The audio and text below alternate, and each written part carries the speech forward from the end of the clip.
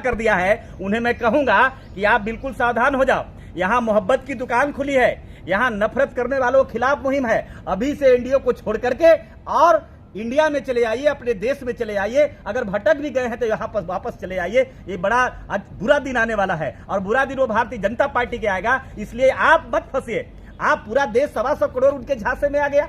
पूरे देश को लोगों ने कहा है, इतनी सारे बड़े बड़े बहुत लंबे चौड़े निकाला उन्होंने, घोषणा पत्र निकाला और घोषणा पत्र में कहा, उसने एक ही बात उसने कहा कि हम भारत को भारत में अच्छे दिन लाने वाले हैं। अच्छे दिन आए कि नहीं आए ये पूरे देश को मालूम पड़ गया। अब उन जो कुछ पार्टियां अच्छे दिन के लिए आए हैं, अपने को अच्छा करने के लिए आए हैं, जब भारतीय जनता पार्टी को आज अच्छा नहीं होने जा रहा है तो सहयोगी दलों को अच्छा दिन कहां से आएगा। और जिसका परिणाम है कि जो भारतीय जनता पार्टी में, भारतीय जनता पार्टी भस्मासुर है। नरेंद्र मोदी जी मोहन भागवत के इशारे पर काम करते हैं, ये भस्मासुर है। जो भी उनके साथ आता है उनको भस्म कर देता है। आप रिकॉर्ड निकाल करके चल जाइए, जो भी बिल्कुल गया, जो भी भारतीय जनता पार्टी में गया, जो वॉशिंग मशीन में गया, वो सबकी औकात समाप्त हो गया। अगर नीतीश जी भी समय से नहीं चेतते 6 महीना पहले तो शायद उनकी भी तेरही हो जाती। भाजपा वाले कह रहे हैं इंडिया तो गुलामी का प्रतीक है, भारत असली नाम। कौन बोलता है कि गुलामी की प्रतीक है?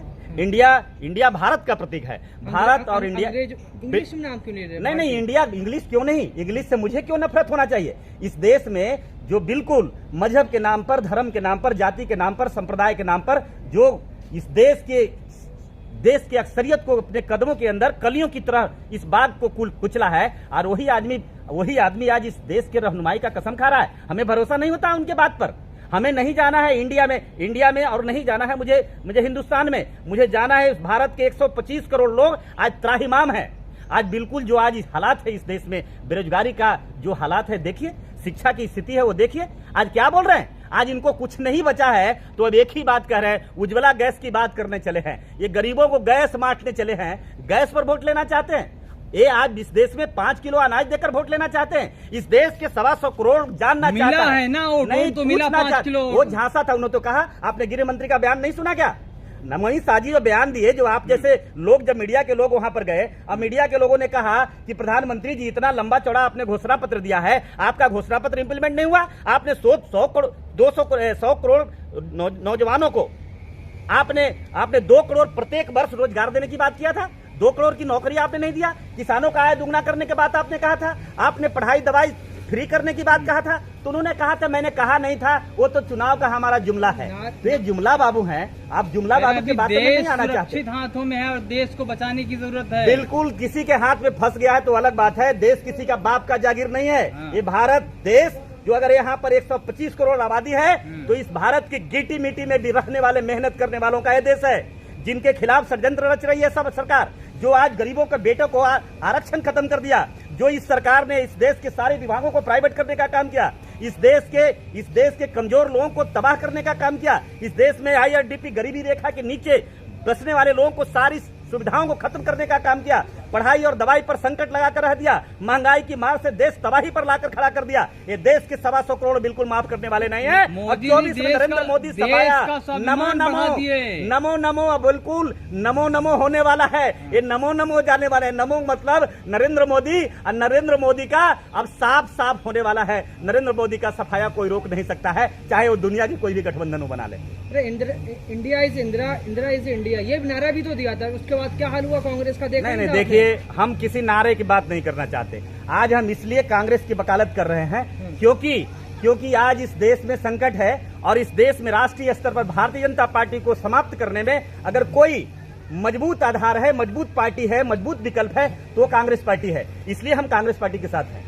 कांग्रेस पार्टी को बिल्कुल पूरे देश के लोग एक साथ मिलकर काम करना चाहिए। और 5 साल आज भी मैं कहना चाहता हूं, अगर कांग्रेस ने भी, अगर देश के 125 करोड़ लोगों को, देशवासियों को, जो खासकर आज घोषणा कर रही है कांग्रेस, आज कांग्रेस कह रही है, राहुल जी बोल रहे हैं कि नफरत, एक तरफ नफरत की खेती हो रही है, दूसरे तरफ हम मोहब्बत का दुकान लगाने जा रहे हैं। हम बिल्कुल समर्थन करना चाहते हैं राहुल जी के। बिल्कुल इस देश में, हमारे इस देश का प्रियम्बल रहा है, हमारी इस देश का अपना एक सोच रहा है, देश का हमारे लोगों का अपनी एक पॉलिसी रही है। हिंदू मुस्लिम सिख आपस में भाई हम बिल्कुल ईद और दिवाली मिलकर मनाते आए हैं, जिससे उस भाईचारा को खत्म करने का काम किया 10-9 साल के अंदर। कल मोदी जी का भाषण था, 38 जो है अपने एनडीए के साथियों के साथ में, तो उस भाषण में कोई ऊर्जा नहीं दिख रही थी। तो ऊर्जा कहाँ से? मैं तो बोल रहा हूँ कि वो बिल्कुल इतना सितम था, इतना हताश हो गए थे, क्योंकि उन्होंने देखा कश्मीर से कन्याकुमारी तक, आप जितना भी देश में जनाधार का जो वाली पार्टियां हैं, क्षेत्रीय पार्टियां, सारी पार्टियां इंडिया के साथ है। और सारे पार्टियां बिल्कुल उन कुछ लोग थे जो पिछले चुनाव में भी उनके साथ गठबंधन में थे। आज देखिए वो गठबंधन हमारे साथ है, वो बिल्कुल गठबंधन आज सेकुलरिज्म के साथ है, वो लोकतंत्र के साथ है, डेमोक्रेसी के साथ है।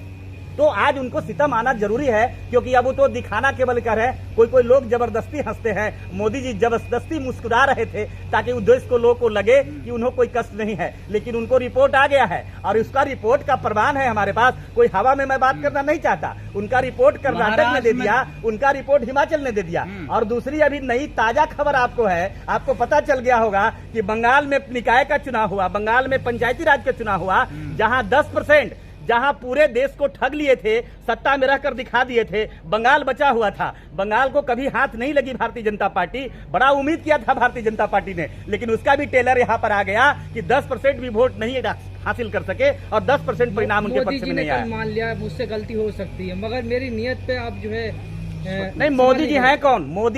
मोदी जी कठपुतली हैं आरएसएस का। मोदी जी इस भारत का, आप लोगों को लगता है कि प्रधानमंत्री है, तो उसी तरह का, मैं महामहिम को नहीं बोलना चाहता, बड़ी अफसोस की बात है। आपने देखा होगा कि एक ट्राइबल के साथ मध्य प्रदेश के अंदर क्या हुआ।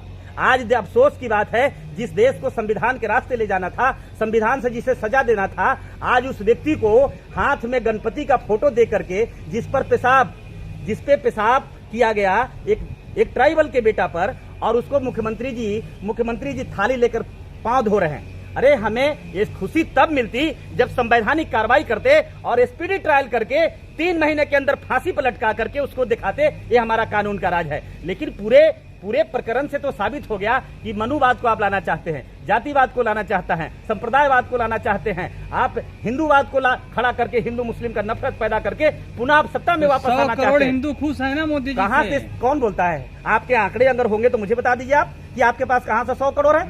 आप देश में 100 करोड़ हिंदू है तो मुझे बताइए, क्या दलित इस देश में हिंदू में आता है? मुझे क्या, अगर हिंदू में आता है तो मुझे बताइए किसने मोरा रोका जगजीवन राम जी को मंदिर जाने से? अगर हिंदू इस देश में SC ST OBC अगर हिंदू है तो हिंदू नहीं मानते तो बोलिए। तो आपको तो पता होना चाहिए कि महामहिम राष्ट्रपति महोदया कुछ ही दिन पहले जब मंदिर में पूजा करने गई थी, जिनको गर्भगृह तक पहुंचने नहीं दिया गया। अगर उन्हें आप हिंदू मानते, अगर उन्हें अपना आप मानते, अगर उनसे आपका प्रेम होता तो 2 कौड़ी का पुजारी उन्हें गर्भगृह से बाहर निकाल देता। वहीं वैष्णवी जी रेल मंत्री जी को गर्भगृह के अंदर ले जाकर के ब्राह्मण के हाथों पूजा कराया जाता है। और महामहिम को अगर कोई दोस्त तो यही था ना कि आदिवासी परिवार में जन्म हो गया। आदिवासी परिवार में जन्म लेने का सजा उन्हें कि वो मंदिर में उन्हें पूजा करने से रोका गया। लेकिन अब इससे बड़ी विडंबना क्या हो सकती है? कहा जाता है 100 करोड़ हिंदू, तो 100 करोड़ हिंदू तो मैं कह रहा हूँ कहाँ 100 करोड़ हिंदू है? आप मुझे बताइए ना। आपसे मैं पूछना चाहता हूँ, क्या इसमें दलित हिंदू है? क्या OBC हिंदू है? आपसे मैं पूछता हूँ, क्या ST हिंदू है? क्या अछूत हिंदू है? क्या चर्मकार हिंदू है? क्या दुसाध हिंदू है? जिससे धरती छुआती है, जिससे जमीन छुआता है, जिससे तालाब छुआता है, जिससे स्कूल छुआता है, जिससे किताब छुआता है, जिससे मंदिर छुआता है, आप उसे हिंदू समझते हैं? अगर हिंदू आप समझते हो तो अपने आप को ब्राह्मण कह ले। तुम पहले कहना बंद कर दो। जिस दिन ब्राह्मण कहना बंद कर दोगे उस दिन हम हिंदू कहना शुरू कर देंगे। पहले बंद करो आप। जो आपका गठबंधन बना है इंडिया, उसमें दलितों और मुसलमानों को जगह क्यों नहीं है? कौन दलित और मुसलमान का जगह आपने आप पहले ही समझ लिया। आज हम जो गठबंधन बनी है, भारतीय जनता पार्टी के जो नीतियां हैं, भारतीय जनता पार्टी संघ परिवार का इस देश में जो बांटने का जो साजिश है, उसके खिलाफ ये मुहिम चलाया जा रहा है। और इसमें जितने भी जो पॉलिटिकल ऑर्गेनाइजेशन चला रहे हैं, किसी को रोका नहीं गया, सबको न्योता दिया गया, सबको बुलाया गया। चंद्रशेखर को दिया, चंद्रशेखर जी जगह पे ओवैसी जी को सब लोग पूरे भारत जानता है। ओवैसी जी भारतीय जनता पार्टी के बी टीम है और मुझे कहना नहीं चाहिए, पर बहन जी आप पता लगाइए, बहन जी पर भी प्रश्न चिन्ह है। अगर बहन जी के आपने नाम लिया है तो बड़ी अफसोस होता है, दुख होता है कि मुझे पिछले विधानसभा के चुनाव में आपने देखा होगा जो सैकड़ों खबर आई, उनके सहयोगियों से खबर आई, मंत्री और विधायकों का, सांसदों का रिपोर्ट आया और कहीं कहीं वीडियो वायरल हुआ कि जो भारतीय जनता पार्टी के पक्ष में मतदान करने की अपील किया गया। तो प्रश्न चिन्ह उन पे जो जरूर लग गया है, जो दलित होकर के दलितों के लिए घर आलवासो बहाते हैं। केजरीवाल को बी टीम कहते थे, अब साथ में बिठा लिया। देखिए मामला यह है कि बड़ी शक्ति से लड़ने के लिए छोटी शक्तियों को भी एक साथ लेना देना पड़ता है। मुसलमान कोई बाहर से नहीं आया है, मुसलमान भारत का भी प्रियम्बल है। लीडरशिप नहीं ओवैसी मुसलमान का हिमायती अगर है ओवैसी जी तो मुझे निकाल दीजिए। कई राज्यों में महाराष्ट्र का रिकॉर्ड निकालिए। महाराष्ट्र में अगर आज अगर कट्टरपंथ महाराष्ट्र के अंदर अगर कोई मनुवादी ताकत आज जो हालात पैदा किया है और वहाँ सत्ता में किसी ने लाया है तो वो भूमिका ओवैसी जी का है। और पता लगाइए कि जहाँ से जहाँ 6 सीट पर आप हैदराबाद की रिपोर्ट क्यों नहीं निकालते? हैदराबाद में रिपोर्ट निकालिए कि भारतीय जनता पार्टी के सहयोग से वो जीतते हैं, क्योंकि वो जो दोनों भाई चुनाव जीतते हैं उसमें इनका अपना कोई वजूद नहीं है। उद्धव ठाकरे को क्या कहें? खुद कहते हैं कि मैं हिंदूवादी हूँ। उद्धव ठाकरे ने कबूल नहीं, उद्धव ठाकरे ने कबूल किया। नीतीश कुमार ने भाजपा की सरकार बनाई है। आप सुनिए, मैं एक बात आपको स्पष्ट कर देना चाहता हूँ। उद्धव ठाकरे को जानते हैं? देखिए, उद्धव जी के पिता दादा का नाम जाना होगा आपने। उद्धव जी के दादा का नाम है प्रबोधन कार ठाकरे और प्रबोधन कार ठाकरे बाला साहब ठाकरे के पिताजी हैं। और उनके पिताजी बिल्कुल 100% सेकुलर पर्सन थे, सेकुलर सोच के लोग थे जो हमेशा सेकुलरिज्म के लिए काम किया। रिकॉर्ड आप उनकी पुस्तक निकाल कर देख लीजिए प्रबोधन कार जी के। लेकिन बीच में ठीक है बाला साहब का कुछ सोच अलग था, हिंदूवादी सोच में थे। लेकिन उद्धव जी के नियत पर प्रश्न नहीं उठ सकता है। खुद कह रहे हैं मैं हिंदूवादी हूँ। देखिए, हिंदूवादी की अगर बात करते हैं तो हम किसी को हिंदू होने से रोक नहीं सकते हैं। लेकिन हिंदू होकर मुसलमानों का विरोध करें, सिखों का विरोध करें, बौद्धों का विरोध करें, ये सोच होना नहीं चाहिए। हम कहाँ धर्मात्मक की बात किसी कर रहे हैं? मायावती ओवैसी के अलावा मुस्लिम और दलित लीडरशिप में चंद्रशेखर हैं, बदरुद्दीन अजमल है, उनको क्यों नहीं शामिल आएंगे? प्रयास चालू है। और जो इंडिया जो खासकर ये भारत वर्ष का 115 करोड़ लोगों का जो इंडिया बनी है, 115 करोड़ मुसलमानों, बिल्कुल दलित और मुसलमान साथ होंगे। पिछड़ा दलित मुसलमान मिलकर बदलो हिंदुस्तान। बिना मुसलमान इस भारत के 20% भारत में 20% मुसलमानों की आबादी है। बिना मुसलमानों का भारत नहीं बन सकता है। 20% लीडरशिप से आप मुसलमानों की नियत पर कभी शक मत करना। ये वही मुसलमान है जब आजादी के समय में मोहम्मद जीना ने ऐलान किया था कि भारत छोड़कर आ जाओ। और उस समय आप सुनिए, मुसलमानों पर कभी शक मत करना। ये भारत में वही मुसलमान है। ये मौलाना अब्दुल कलाम आजाद के खानदान के लोग हैं। भारत का मुसलमान जो है वो असली देशभक्त है। जो आज इस देश में देशद्रोही है वो आदमी आज देशभक्त का सर्टिफिकेट पाता है। नहीं, पहले एक बात मुझे कंप्लीट करने दीजिए। अगर आपने सवाल मुसलमानों का अगर किया है, मुझे दिन याद है जब 1947 में मोहम्मद जीना ने कहा था तुम्हारे लिए मैं एक नया मुल्क बनाया हूँ, आप भारत को छोड़कर पाकिस्तान में आ जाओ। लेकिन मुझे याद है जब भारत के मस्जिद के मीनार से, इस मुल्क के मस्जिद के मीनार से खड़ा होकर के जब ऐलान किया था मौलाना अब्दुल कलाम आजाद ने, ये भारत को छोड़कर नहीं जाना भारत के मुसलमानों, क्योंकि भारत की इसी मिट्टी में तुम्हारे पुरखों की कब्र है। अब भारत के मुसलमानों ने परीक्षा देने का काम किया। 20% में आधा % मुसलमान भी भारत से बाहर नहीं गए और भारत की मिट्टी में रहकर, भारत के देश में रह करके ये परीक्षा देने का काम किया। अब देशभक्ति का परीक्षा दिया। 100 में 100 मुसलमान भारत में खरा उतरने का काम किया। आज मुसलमानों को आतंकवादी कहते हो, मुसलमानों को आप राजनीतिक हथियार बनाना चाहते हो, राजनीतिक शस्त्र बनाना चाहते हो। बिल्कुल आपका ये सपना कभी पूरा नहीं होने देंगे। भारत के सेकुलरिज्म चाहने वाले, धर्मनिरपेक्षता पे काम करने वाले, आप कह रहे हैं कि वो राष्ट्रवादी नहीं मानते, मगर आप लोग अरे भाजपा सुने पूरी बात सुने, मगर कांग्रेस या बाकी सेकुलर पार्टियां उनको टिकट क्यों नहीं देती हैं? फिर छोड़िए टिकट क्यों नहीं हम कह रहे हैं। आप पहले ये तो आप सुन लो कि भारत के आजाद कराने वाले लोग, भारत के आजाद कराने वाले लोग हैं वो भारत में स्वतंत्रता सेनानी नहीं है। और भारत में जो देश प्रेमी थे, जिसने लहू बनाया देश के लिए, वो देशभक्ति का सर्टिफिकेट नहीं मिला। ये देशद्रोही है जिसका पुरखा इस देश में लूटा है, जिसका पुरखा इस मुल्क को समाप्त करने का काम किया है। नहीं, किसका नाम मुझे बताना चाहिए? आपको पता है? आपको नाम पता है? आप जानते हैं? आप जानते हैं? नहीं, हमको तो डर लगेगा। हम किसी के बाप की जागीर में नहीं रहते। हम अपने कमाई खाते हैं, अपने मुल्क में भारत के संविधान पर विश्वास करते हैं, इसलिए मुझे कोई डर नहीं है। बाबा साहब ने बड़ी ताकत मुझे दिया है और मुझे संविधान से लड़ने की हिम्मत है, मैं लड़ूंगा। लेकिन जिसके बाप दादा इस देश के नहीं है, मुल्क के नहीं है, देशद्रोही है, वही देशभक्ति का सर्टिफिकेट बगा रहा है। ये बात तो हम जरूर कहेंगे। नहीं बोलिए ना, संघ परिवार कहाँ था? कहाँ था? आज से 10 साल पहले नागपुर में किसका झंडा लगता था? मुझे बताओ। RSS के मुख्यालय पर आज तक झंडा लगा क्या? मुझे बताओ आप इस बात का। और आज भी RSS के उसी के परिवार के लोग इसमें स्वतंत्रता सेनानी है। अगर इतने बाहुबली थे तो भारत 1500 साल गुलाम रहा, तो 1500 साल में जो गुलामी हुई तो आपके पुरखा कहाँ थे? भारत को आजाद करा देता। ये बताइए, आजाद कराना चाहिए था। मोदी भारतीय हैं और एक गरीब के बेटे हैं। आप उनका विरोध करके सुने आप उनका विरोध करके जो सोने का चम्मच लेके पैदा हुए हैं, इटली की उनकी जो है नानी का घर है, जो विदेशी हैं, उनको सपोर्ट कर रहे हैं। देखिए, मुझे बड़ा दुख होता है ऐसा अगर आप सवाल करते हैं। हम इस देश में ऐसे सोच के नहीं हैं जो हम भारत और इटली और भारत और अमेरिका, आप अपनी पूरी देश की ताकत को ले जाकर के अमेरिका के चरणों में विसर्जित कर दिया है। पूरी भारत की इस अस्मिता को, इज्जत को तब आपने नहीं सोचा, तब आपको समझ में नहीं आया। और आप जो कह रहे हैं इटली का, हम विश्व की बात करते हैं, बिल्कुल बंधुत्व की बात करते हैं, भाईचारा की बात करते हैं, समता की बात करते हैं, समानता की बात करते हैं, हम विश्व वैश्विक बात करते हैं। आज बिल्कुल ये मामला नहीं है।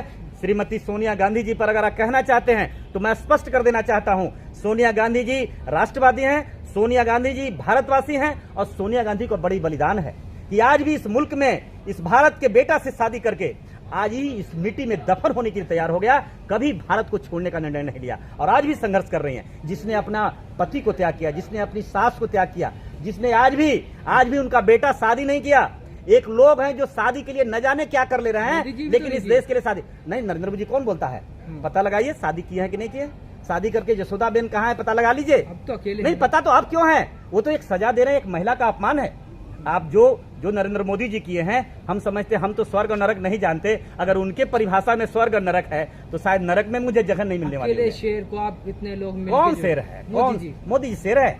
तो मोदी जी शेर है तो मुझे बताइए, मोदी जी के 56 इंच का सीना मुझे बताइए, और कहाँ शेर है मुझे बताइए। कौन सी देश में, कौन सी कंट्री में आप बताओ, वो चीन के सामने कितना शेर है, चीन के कितना एकड़ जमीन को बाहर किया, विश्व गुरु बताओ मुझे। लाल किला बेचने वाले को शेर कहते, इस देश के BSNL को बेचने वाले को आप शेर कहते, इस देश की बंदरगाह बेचने वाले को आप शेर कहते, इस देश में कोयला की खादान बेचने वालों को आप शेर कहते, CCL बेचने वालों को आप शेर कहते। मुझे तो समझ में नहीं आता शेर और गियर की परिभाषा आप क्या जानना चाहते हैं। आखिरी सवाल, बिल्कुल शेर नहीं है। 2024 में क्या नारा होगा? 2024 में बिल्कुल हारेगा एनडीए और जीतेगा इंडिया। इंडिया जीतेगा, और 400 सीट जीत करके हम फिर से अपील करना चाहते हैं और बताना चाहते हैं कि जो भी एनडीए में कुछ जो भूले भटके लोग जो झांसे में आ गए हैं अमित शाह और नरेंद्र मोदी जी के, पुनः वापस आइए। इंडिया बन गया, भारत 125 करोड़ लोगों का महागठबंधन बना है, पूरे देश के लोग का ऑर्गेनाइजेशन बना है। जिनकी जितना संख्या भारी, उनको उतनी भागीदारी। जो भी इंडिया में आएगा, जो भी जिनके पास जो शक्ति होगी, उसके हिसाब से उनको भागीदारी मिलेगा, हिस्सेदारी मिलेगा। बहुत बहुत धन्यवाद। जय हिंद। इंडिया